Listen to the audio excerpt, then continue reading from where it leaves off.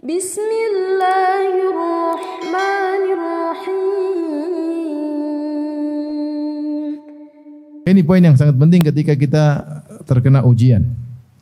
Allah telah mengatakan dalam Al-Quran, Wallahu yuhibbus sabirin. Sungguhnya Allah mencintai orang-orang yang sabar. Kalau kita ingin senantiasa dicintai oleh Allah, senantiasa ditolong oleh Allah, kita merasa pede karena kita sabar, karena Allah bersama kita, maka kita harus sabar. Kapan kita tidak sabar, maka Allah meninggalkan kita. Kapan kita tidak sabar, maka cinta Allah mulai luntur dari kita. Karena dalam kehidupan ini banyak hal yang tidak kita sukai, banyak hal terkait dengan keluarga kita, terkait dengan ekonomi kita, terkait dengan banyak hal. Kita pinginnya ke utara, ternyata kita malah kegeret ke selatan. Berlabuh dengan kapal berharap menuju ke utara, ternyata angin berhembus ke arah selatan. Pinginnya ke ngalor, malah angin ke ngidul. Pengennya ke ngetan malah ke ngulon ya, ngulon. Dan sering seperti itu. Karena semua yang kita inginkan, kalau semuanya kita inginkan dikabulkan, itu hanya di surga. Itu hanya di mana? Surga. Kalau di dunia enggak lah. Di dunia banyak kita pengin ini, hasilnya begini. Pengennya gitu, hasilnya. Rencananya begini, ternyata hasilnya berbeda. Dikarenanya di antara kunci yang paling penting dalam menghadapi problematika kehidupan yang genting terutama adalah kesabaran. Ini perkara yang sangat penting. Yang kedua, karena kalau kita sabar Allah akan tolong kita. Yang kedua adalah berbaik sangka kepada Allah Subhanahu wa taala. Berbaik sangka kepada Allah Subhanahu wa taala ketika sedang diuji oleh Allah dengan perkara-perkara yang genting. Allah Subhanahu wa taala berfirman, Innallaha ma'al ladzina taqaw wal ladzina hum muhsinun. Kata Allah Subhanahu wa taala, sungguhnya Allah bersama orang yang bertakwa dan orang-orang yang muhsinun, yang berbuat ihsan. Ya, Allah bersama mereka, bertakwa dan berbuat ihsan. Dan di antara makna ihsan adalah ihsanud dzan billah, berbaik sangka kepada Allah Subhanahu wa taala. Di antara anugerah yang Allah berikan kepada seorang hamba, jika dia berbaik sangka kepada Allah Subhanahu wa taala. Dalam hadis qudsi Allah berfirman, Ana inda dhanni 'abdi bi, sungguhnya aku sesuai dengan persangkaan hambaku kepadaku. Falyadhunna 'abdi bi ma syaa, maka hendaknya hambaku berprasangka tentangku dengan prasangka yang dia kehendaki, terserah, kata Allah. In dhanna khairan falahu, kalau dia berprasangka baik, maka bagi dia kebaikan. Wa in dhanna syarran falahu, kalau dia berprasangka buruk kepadaku, maka bagi dia keburukan tersebut. Oleh karenanya dalam kondisi-kondisi genting kita butuh untuk berbaik sangka kepada Allah. Dan di antara puncak kegentingan dihadapi oleh seorang adalah ketika dia menghadapi sakaratul maut. Itulah puncak kegentingan dalam kehidupan ini. Tidak ada yang lebih berat daripada gentingnya menghadapi sakaratul maut. Dan ketika menghadapi sakaratul maut, yang paling utama adalah kita berbaik sangka kepada Allah Subhanahu wa taala. Makanya Nabi sallallahu alaihi wasallam bersabda, la yamutanna ahadukum illa wa huwa yuhsinu dhanna billah. Jangan sekali-sekali salah seorang dari kalian meninggal dunia kecuali dia berbaik sangka kepada Allah Subhanahu wa taala. Seorang ketika nyawanya mau dicabut, hendaknya dia berbaik sangka kepada Allah. Hadirkan dalam dirinya Allah Maha Pengampun, Allah Maha Penyayang. Allah lebih sayang kepada hambanya daripada ibu kepada sang hamba. Tidak ada yang besar di sisi Allah jika seorang bertobat kepada Allah. Terus berbaik sangka kepada Allah. Namun memang tidak mudah berbaik sangka kepada Allah Subhanahu wa taala. Disinggung oleh Ibnul Qayyim rahimahullah dalam kitabnya Ad-Da' wa Dawa atau Al-Jawabul Kafi, bahwasanya orang yang sering bermaksiat susah dia memanage hatinya untuk berbaik sangka kepada Allah Subhanahu wa taala. Karena dia selama ini membangkang perintah Allah Subhanahu wa taala, susah. Berbaik sangka tidak semudah yang dibayangkan, tidak mudah orang berbaik sangka kepada Allah. Tidak mudah. Jangankan dalam kondisi genting, dalam kondisi biasa saja terkadang seorang berburuk sangka kepada Allah. Semakin dia banyak bermaksiat, semakin dia sulit berbaik sangka kepada Allah. Semakin dia banyak bergantung kepada selain Allah, semakin sulit dia berbaik sangka kepada Allah Subhanahu wa taala. Maka untuk bisa mudah berbaik sangka, seorang menjaga dirinya, yaitu berusaha menjadi orang yang saleh. Bukan berarti tidak pernah berdosa. Siapa sih yang tidak pernah berdosa? Tapi kalau dia berdosa, segera dia kembali kepada Allah Subhanahu wa taala. Kapan kita mudah berbaik sangka? Ketika kita sudah prosedural. Saya sudah prosedural kok. Saya sudah lakukan, saya sudah istikharah, saya sudah musyawarah, saya sudah berdoa, saya sudah jalankan, saya sudah ikhtiar. Ternyata mengalami kegentingan, kita tenang. Kita husnudzan. Apa yang Allah berikan, apa yang putuskan itu yang terbaik. Kenapa? Karena kita sudah ikut prosedur. Jadi masalah kalau kita tidak prosedural. Maksiat, membangkang, ini. Begitu menghadapi permasalahan, ingin berbaik sangka, ternyata tidak mudah. Apalagi kalau akan meninggal dunia. Oleh karena Ibnu Qayyim menyebutkan bahwasanya hati ini berkhianat. Sering hati ini berkhianat. Diajak untuk berbaik sangka tidak mau. Terlebih lagi ketika sakaratul maut, hati ini berkhianat. Kenapa? Karena terlalu kotor hati tersebut, penuh dengan kemaksiatan. Maka seorang agar bisa berbaik sangka kepada Allah ketika mendapat ujian, hendaknya dia bertakwa kepada Allah Subhanahu wa taala. Berusaha menjauhi kemaksiatan. Dan kita sekarang hidup di zaman sumber maksiat berada di tangan kita, itu HP. Semua yang Allah larang ada dalam HP. Semua yang Allah larang ada dalam HP. Allah larang berzina, maka sarana zina ada di HP. Allah melarang melihat yang haram, semua ada di HP. Allah melarang mendengar musik-musik, ada semua di HP. Allah larang tajasus, kita tajasus di HP. Allah larang untuk ghibah dan namimah, di situ biangnya namimah dan ghibah di HP dan seterusnya. Ya. Oleh karena seorang berusaha bertakwa kepada Allah dalam berinteraksi dengan gadgetnya, dengan HP-nya. Apa manfaatnya? Agar dia mudah berhusnudzon kepada Allah Subhanahu wa taala. Tapi yang ketiga yang hendaknya kita lakukan ketika kita menghadapi permasalahan adalah dengan banyak beristighfar.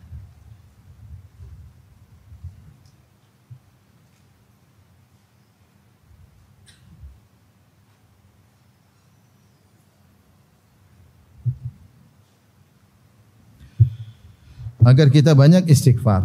Kenapa? Karena secara umum kaidah menyatakan semua keburukan yang kita alami adalah dari dosa, karena dosa-dosa kita. Ya. Wa ma asabaka min sayyi'atin famin nafsik. Keburukan apapun yang menimpamu maka adalah dari dirimu.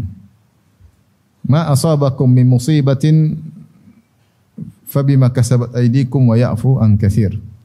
Tidak ada musibah yang menimpa kecuali akibat ulah perbuatan kalian. Makanya Rasulullah SAW mengatakan, ma yusibul muslim min wasabin wala nasabin wala hammin wala hazanin wala adhan hatta syauka yushakuha illa kafarallahu biha khatayahu. Tidaklah suatu yang buruk menimpa seorang hamba, apakah dia sakit, apakah dia letih, apakah dia sedih, apakah dia gelisah, apakah ada yang menzaliminya, kecuali akan, bahkan duri yang menusuknya, kecuali akan menjadi penggugur dosa-dosanya. Maka seorang ketika mengalami hal yang tidak dia senangi, genting, maka dia banyak istighfar. Ini salah satu solusi. Astagfirullah, astagfirullah, astagfirullah. Dalam satu hadis, ya, meskipun sanadnya lemah, namun maknanya benar. Kata Rasulullah SAW, man lazimal istighfar, siapa suka beristighfar, senantiasa beristighfar, ja'alallahu lahu min kulli dhaikin makhraja. Man lazimal istighfar, siapa yang selalu melazimi istighfar, ja'alallahu lahu, maka Allah menjadikan baginya min kulli dhaiqin makhraja. Maka Allah jadikan baginya setiap kesempitan yang dia rasakan akan ada jalan keluarnya, ada solusinya. Wa min kulli hammin faraja. Dan setiap kegelisahan, gundah gulana yang dia pikirkan, yang dia sulit hadapi, akan ada jalan keluarnya, solusinya. Ya. Wa razaqahu min haitsu la yahtasib. Dan Allah akan berikan dia rezeki dari arah yang tidak dia sangka-sangka. Ini semua secara sanad hadis yang lemah, namun maknanya semua benar. Ya. Makanya ketika Nabi Nuh alaihissalam menasihati kaumnya, dia berkata, "Faqultu astaghfiru rabbakum innahu kana ghaffara." Maka aku katakan kepada kalian, kepada mereka itu kaumnya, "Istaghfiru rabbakum," istighfarlah kepada Rabb kalian, "innahu kana ghaffara," sungguhnya Allah Maha Pengampun, "yursilis samaa'a 'alaikum midrara." Allah niscaya akan turunkan bagi kalian hujan yang lebat.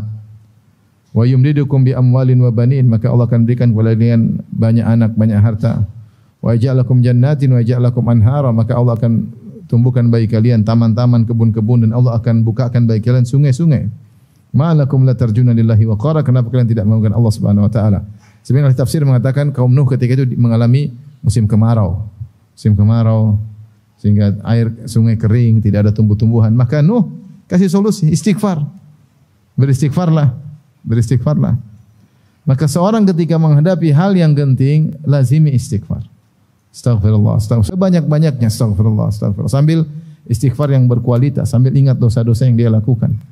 Astaghfirullah, astaghfirullah, mungkin saya kurang ibadah, astaghfirullah, saya kurang bersyukur kepada Allah Subhanahu wa taala. Astaghfirullah, Allah sudah bangunkan saya malam hari, saya tidur lagi sampai subuh. Astaghfirullah, banyak. Astaghfirullah, saya sombong, astaghfirullah, saya kerjanya ngomel-ngomelin istri, astaghfirullah, saya ngomel-ngomelin suami, apalagi parah, astaghfirullah. Banyak. Astaghfirullah, saya masih pelit sama orang tua. Astaghfirullah, saya merendahkan orang lain, saya merasa sok pintar, astaghfirullah. Banyak mau kita istighfar, banyak sekali. Astaghfirullah, sambil kita menjadikan istighfar kita berkualitas. Maka kalau kita banyak istighfar, niscaya Allah kasih jalan apa? Keluar. Allah jadikan kita jalan keluar. Ya. Terutama beristighfar di waktu sahur. Wabil asharihum yastaghfirun. Istighfar di waktu sahur ini istighfar yang paling berkualitas. Setelah seorang salat malam, kemudian dia duduk, kemudian dia beristighfar, astaghfirullah, astaghfirullah, astaghfirullah, astaghfirullah. Maka insyaallah Allah kasih dia solusi. Kasih dia solusi. Taib, makanya ada cerita, ada seorang wanita, suaminya marah-marah sama dia, kemudian suaminya pergi. Ketika suaminya kabur dari rumah, maka dia nunggu suaminya datang sambil istighfar, astaghfirullah, astaghfirullah, astaghfirullah. Terus istighfar sampai suaminya datang sendiri. Jangan suami sudah datang, ngapain pulang? Ah, ya repot lagi. Tiba-tiba Allah menggerakkan hati suaminya iba kepada istrinya, pingin balik, sayangnya tumbuh lagi. Yang ngatur hati siapa? Allah Subhanahu wa taala. Makanya kalau ibu-ibu kalau suami ngomel apa? Astaghfirullah, astaghfirullah, astaghfirullah. Yang keempat, ya, kalau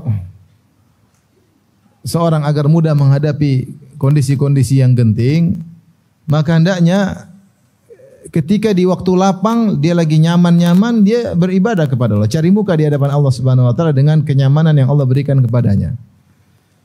Ini di antara wasiat Nabi kepada Ibnu Abbas dalam hadis yang panjang, yaitu hadis yang tadi saya sebutkan. Ihfazillah yahfazka, ihfazillah tajidhu tujahaka, idza sa'alta fas'alillah wa idza ista'anta fasta'in billah wa alam annal ummata, dan seterusnya hadis yang panjang. Di akhir hadis kata Nabi sallallahu alaihi wasallam, ta'arraf ila Allah fir raha ya'rifka fi shiddah. Ta'arraf ila Allah fir raha ya'rifka fi shiddah. Ta'arraf yaitu perkenalkanlah dirimu atau berusaha mengenal Allah. Cari muka di hadapan Allah ketika kau dalam kondisi raha, dalam kondisi nyaman. Lagi duit lagi banyak, untung lagi banyak, lagi sehat, ya. Lagi riang gembira, jangan lupa salat duha, jangan lupa salat malam, jangan lupa baca Quran. Ya'rifka fi shiddah, maka Allah akan mengenali engkau ketika dalam kondisi berat. Allah tidak tinggalkan engkau. Kenapa? Ketika kau dalam kondisi lapang, kau ingat Allah Subhanahu wa taala. Bukan ketika dalam kondisi lapang malah lupa kepada Allah. Ya. Kita dalam kondisi sulit, memang kita berusaha dekat dengan Allah, itu salah satu solusi. Tapi terkadang solusi sulit datang. Kenapa? Karena ketika kita dalam kondisi raha, dalam kondisi lapang, kita lupa kepada Allah Subhanahu wa taala. Maka siapa di antara kita yang Allah berikan kenyamanan? Kenyamanan itu berapa? Tubuh yang sehat, ekonomi yang berkecukupan, alhamdulillah. Alhamdulillah ada rumah, ya. nyaman, banyak orang yang susah. Terus kita cari muka di hadapan Allah, kita bangun malam, kita berdoa, kita baca Quran. Maka niscaya ketika dalam kondisi sulit, Allah akan ingat kita. Allah akan ingat kita ya. Para ulama menyebutkan tentang hal ini ketika mereka mensyarah hadis ini seperti dalam kitab Jami' Ulum wal Hikam, yaitu tentang kisah Nabi Yunus alaihissalam.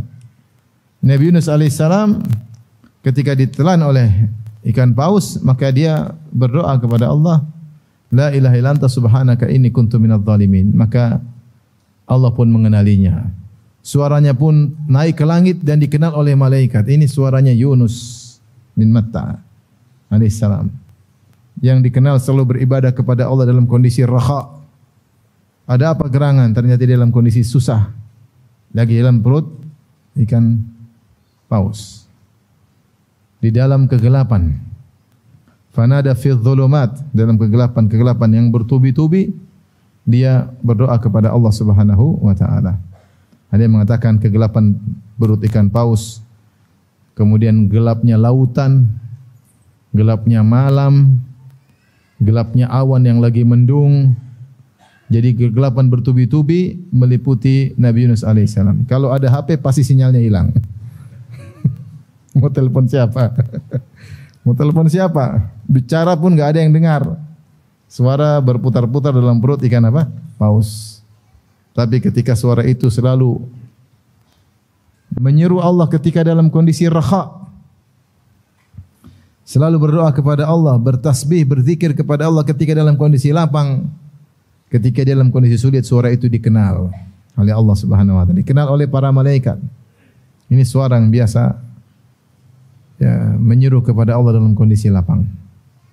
Maka Allah pun ya, fastajabna lahu. Allah pun mengabulkan doanya dan Allah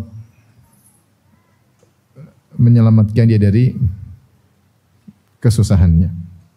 Tapi ini mungkin 4 perkara yang hendaknya seorang perhatikan agar dia mudah menghadapi perkara-perkara yang genting.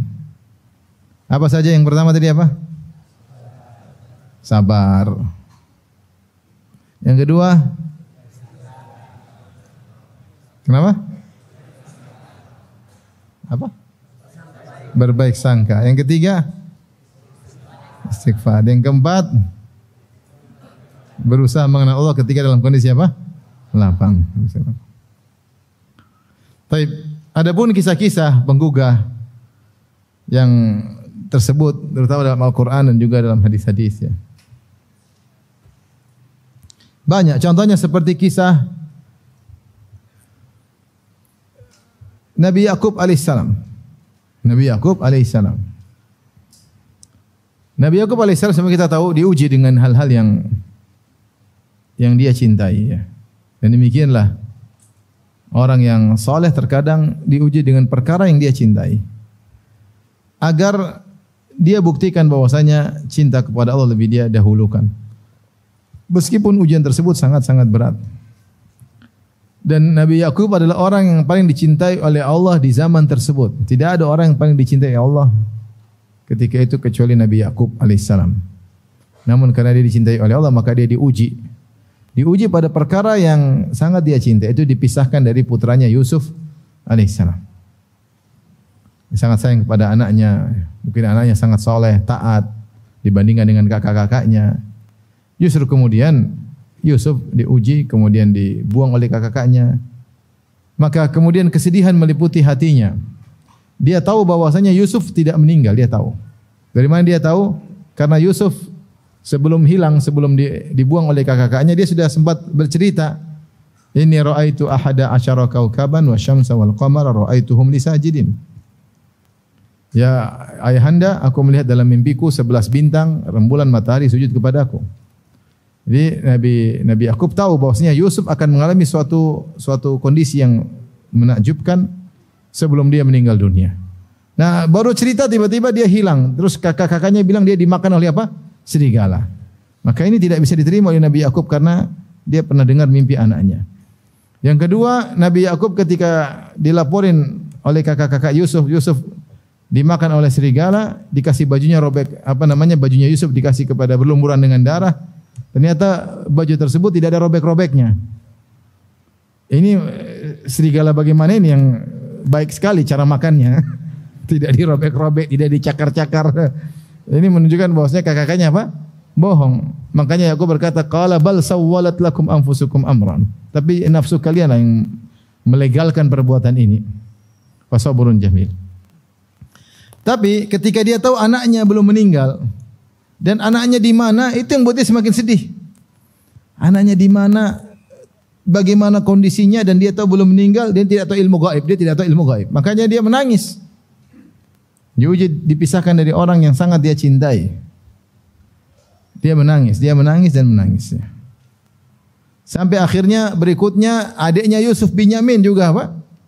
Ternyata bermasalah, akhirnya tertahan di Mesir. Kemudian kakak paling tua juga tidak mau pulang.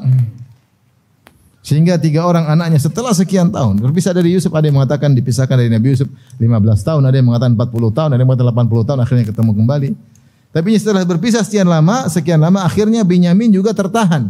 Ketika Binyamin dan Yusuf tertahan, akhirnya kakak paling tua juga tidak mau pulang. Akhirnya 3 anaknya, mungkin anak yang terbaik ketika itu, akhirnya tertahan. Di saat itulah, subhanallah, Nabi Yakub semakin husnudzon kepada Allah. Ini yang saya mengambil pelajaran. Nabi Yakub kapan di puncak husnudzon? Ketika di puncak kegentingan. Ya. Makanya ketika kakaknya yang tidak mau pulang mengatakan irju ila abikum faqulu ya abana inna ibnaka saraq wa ma syahidna illa bima alimna wa ma kunna lil ghaibi hafizin was'al qaryata allati kunna fiha wal irata allati aqbalna fiha, dan seterusnya. Sampaikan kepada ayahanda adik kita mencuri Binyamin, padahal tentunya tidak, sehingga harus tertahan. Ketika itu dia di puncak kesedihan, dia mengatakan bal sawwalat lakum anfusukum amra fasabrun jamil. Kata dia, fasabrun jamil, aku akan bersabar dengan sabar yang indah. Apa itu sabar yang indah? Sabar tidak mengeluh kepada manusia, tapi hanya berkeluh kesah kepada Allah Subhanahu wa taala. Itu namanya sabrun jamil. Kesabaran yang seorang ketika berkeluh kesah hanya kepada Allah dan tidak berkeluh kesah kepada manusia. Ketika itu Allah mengatakan, wa tawalla anhum wa qala ya asafa ala Yusuf wa biyaddat aynahu minal huzni fahuwa kadhim. Maka dia pun berpaling dari kakak-kakaknya Yusuf. Kemudian dia ingat lagi, kesedih sekali anakku Yusuf. Dia ingat lagi Yusuf. Setelah sekian lama dia tidak menyebut namanya. Ketika Binyamin tertahan, dia ingat lagi kepada anaknya Yusuf. Wa biyaddat aynah, ketika itu puncak kesedihan, matanya pun putih. Minal huzni. Tadinya ada bulatan hitam jadi putih semua, menunjukkan dia tidak bisa melihat lagi karena saking sedihnya. Dan dia menahan rasa sedihnya. Maka anak-anaknya komentar lagi. Qalu tallahi tafta'u tadhkuru Yusuf hatta takuna harran aw takuna minal halikin. Ayahanda, kau ingat-ingat Yusuf terus sampai kau hampir mati, ya. Sampai buta, sampai hampir mati. Apa kata Nabi Yusuf? Qala Nabi Yakub, innama ashku bathi wa huzni ila Allah wa alau minallahi ma la ta'lamun. Aku hanya mengadukan kesedihanku kepada Allah Subhanahu wa taala, dan aku tahu apa yang kalian tidak ketahui. Allah mengatakan, Nabi Yakub ketika dikabarkan anaknya 3, 2 hilang, 1 tidak mau pulang, ya, kata dia,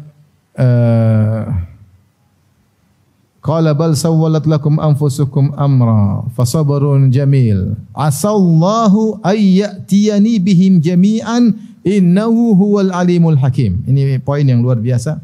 Di puncak kesedihan dia berkata, asallahu ayyatiyani bihim jami'an. Semoga Allah menghadirkan mereka bertiga kembali kepadaku. Di puncak-puncak kegentingan. Dia mengatakan, saat inilah semoga Allah mengembalikan mereka bertiga kepadaku. Kemudian dia tutup dengan perkataannya tersebut, innahu huwal alimul hakim. Husnudzan. Sungguhnya Allah itu maha mengetahui dan dia maha bijak dengan segala keputusannya. Husnudzan. Kemudian dia berkata kepada anak-anaknya, ya bani yadhhabu fatahassasu min Yusuf wa akhihi wa la tayasu min rauhillah innahu la yayasu min rauhillah ilal qaumul kafirun. Wahai anak-anakku, pergilah kalian cari-cari kabar tentang Yusuf dan Binyamin. Kakak yang tua jelas tahu di mana posisinya, cuma tidak mau pulang. Tapi kalian carilah kabar tentang Yusuf dan Binyamin. Wa la tayasu min rauhillah, dan janganlah kalian putus asa dari rahmat Allah. Innahu la yai'asu min rauhillahi ilal qaumul kafirun. Tidak ada yang putus asa dari rahmat Allah kecuali orang-orang kafir. Di saat situlah kemudian husnudzonnya tinggi dan berbaik sangka kepada Allah, dan akhirnya Allah mengabulkan apa yang dia harapkan. Akhirnya kembalilah dia bertemu dengan ketiga anaknya tersebut. Maka ini pelajaran bagi kita. Ya. Biasanya di puncak-puncak kesulitan situ ada solusi. Ya. Kata Nabi sallallahu alaihi wasallam, annal faraja ma'al karb. Sungguhnya jalan keluar bersamaan dengan penderitaan, dengan kesulitan. Ya. Ana ma'al usri yusran, bersama dengan kesulitan ada kemudahan. Nasr ma'al sabar, ya, bahwasanya dengan ada kesabaran ada pertolongan. Ketika Yakub di puncak kesulitan maka datang apa? Pertolongan, ya. Kaidah mengatakan idza dhaqal amr ittasa', ya, kalau perkara semakin sempit maka akan ada kelapangan. Ya. Akan ada kelapangan. Oleh karenanya seorang ketika menghadapi ujian-ujian di puncak, jangan dia putus asa. Serahkan kepada Allah, tetap husnudzon kepada Allah Subhanahu wa taala. Tapi ini kisah yang pertama yang menjelaskan bagaimana Nabi Yakub alaihissalam. Kisah yang lain, misalnya kisah Nabi Musa alaihissalam. Kisah Nabi Musa yang Allah sebutkan dalam Al-Quran.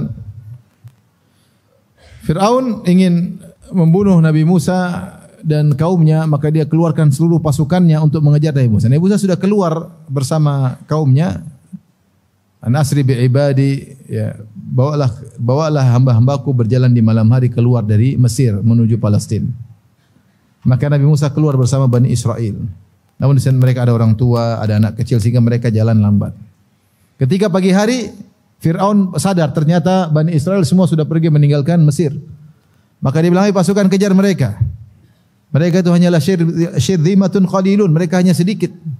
Kita habisi mereka. Maka khilaf di kalangan para ahli tafsir, berapa banyak yang dibawa oleh Fir'aun. Ada yang mengatakan seluruh orangnya dibawa, menteri-menterinya, prajuritnya, karena dia ingin melampiaskan seluruh kemarahannya kepada Musa dan Bani Israel. Ini saatnya habisi mereka. Maka dengan gagahnya, dengan sombongnya, dengan pamer kekuatan, mereka mengejar. Karena mereka bilang, Musa sedikit, kita banyak, ayo kejar. Akhirnya benar, ketika matahari menyingsing, ya, tiba-tiba mereka saling melihat. Walamma tara'atil jam'ani qala ashabu Musa inna lamudrakun. Ketika matahari terbit kemudian mulai terlihat, nampaklah kedua kelompok tersebut. Kelompok Nabi Musa bersama Nabi Musa alaihissalam sudah di hadapan Laut Merah. Laut Merah dengan ombak yang bergejolak di hadapan mereka. Sementara di belakang mereka ada Fir'aun dan bala tentaranya. Tidak ada jalan keluar, tidak ada solusi. Mau kemana? Enggak ada jalan lari, tidak bisa lari. Ketika itu kata Allah, qala ashabu Musa, berkatalah pengikut Nabi Musa, suudzon kepada Allah. Mereka berkata, inna lamudrakun, kita akan ketangkap, kita akan tertangkap. Tidak ada jalan lain. Di depan kita enggak mungkin menyeberang, kita akan tenggelam dalam Laut Merah. Dan mungkin kita kabur karena di belakang kita ada Fir'aun dan bala tentaranya. Kita kelompok kecil, mereka banyak, semakin mengepung. Mau kemana? Mereka dengan mudahnya mereka mengatakan inna lamudrakun, sungguh-sungguh kita akan ketangkap, akan kesusul. Saat itulah Nabi Musa menguatkan husnudzonnya, dia mengatakan kalla inna ma'aya rabbi sayahdin. Sekali-sekali tidak, sungguhnya Allah bersamaku dan dia akan kasih jalan keluar. Subhanallah, bagaimana husnudzon Nabi Musa di puncak-puncak kegentingan. Tatkala orang lain sudah putus asa, Nabi Musa justru semakin pede. Kalla, sekali-sekali tidak ada seperti itu. Inna ma'aya rabbi sayahdin, Allah bersamaku. Tapi siapa yang bisa mengucapkan demikian? Orang yang bertakwa. Kalau kita tukang maksiat, Allah bersamaku, bersama apa? Siapa yang nonton film Korea gimana bilang Allah bersamaku? Kalau kita sebagian kita gitu susah, kita mau pede susah. Tapi kalau kita tadi malam salat malam, kita berdoa kepada Allah, kita zikir, kita sedekah, kita bersalah, kita berdosa, kita bertobat, kita berbakti sama orang tua, kita bisa hadirkan perasaan Allah bersamaku. Boleh. Boleh kita bilang itu Allah bersamaku. Sebagaimana Nabi Musa dengan pedenya ya, berkata, "Kalla, sekali-sekali tidak, kita tidak bakalan ketangkap." Kenapa? Inna ma'iya rabbi, Rabbku bersamaku. Kebersamaan khusus. Dia pasti menolongku, saya hadiin.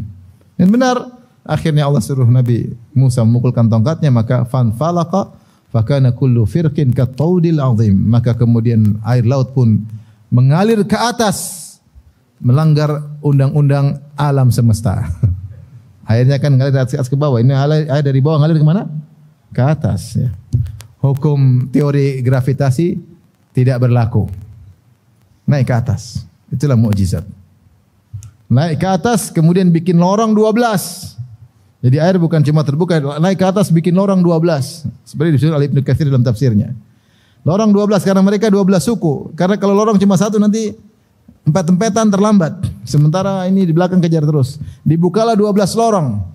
Kemudian mereka masuk masing-masing sesuai dengan lorongnya. Kemudian di lorong air tersebut ada jendela-jendelanya sehingga mereka saling melihat. Tidak suudzon, jangan-jangan teman kita suku sana sudah mati. Enggak, mereka saling melihat. Sementara 12 lorong. Akhirnya mereka apa? Selamat. Setelah mereka selamat, Nabi Musa ingin memukulkan tongkat lagi, kata Allah jangan. Watrakil bahra rahwan. Innahum jundum mughraqun. Biarin, jangan dulu dipukul. Akhirnya Fir'aun dan balantaranya, laut masih terbuka. Kata Fir'aun, fatajallada. Kata Ibnu Katsir, Fir'aun sudah terlanjur, dia ego, dia gengsi mundur. Maka dia menyabarkan dirinya, kemudian dia bikin ulah, dia bilang, wahai kaumku, sungguhnya laut telah terbuka untukku. Mari sini. Dia terlanjur, mau gengsi mundur gimana, enggak enak kan? Nah, Tuhan masa gengsi, masa mundur. Ayo, laut terbuka untukku. Semua mojo goblok semua, masuk semua. Kemudian Nabi Musa pukul sekali lagi, kemudian mampus semuanya. Tapi mau saya, bagaimana Nabi Musa alaihissalam justru pede di puncak-puncak kegentingan. Alhamdulillahi Rabbil Alamin.